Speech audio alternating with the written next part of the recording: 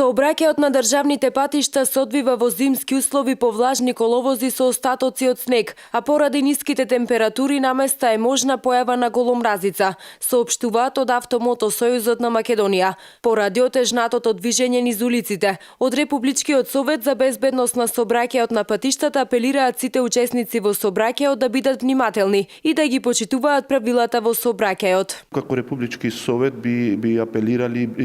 и би повикале возачите да внимаваат кога се движат во колона на растојанието што го одржуваат позади возилата, односно да ја прилагодат брзината спрема растојанието што го одржуваат, имајќи во предвид дека сопирниот пат е зголемен во вакви услови. Исто така, треба да се внимава да не се реагира со интензивно сопирање, односно да се избегнуваат ситуации кои што би довеле до интензивно сопирање на возилата. Исто така, при тргнување да се внимава да не се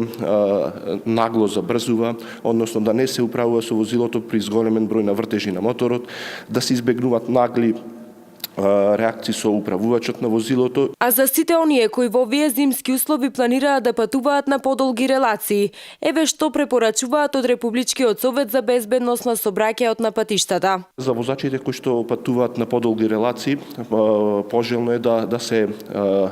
информираат за делниците, односно за патиштата, за состојбата на патиштата онаму каде што планираат да патуваат. Пожелно е да патуваат со полни резервоари, не е на одмет да носат храна, оние кои што имаат одредени хронични заболувања да избегнуваат патување во вакви услови, но доколку тоа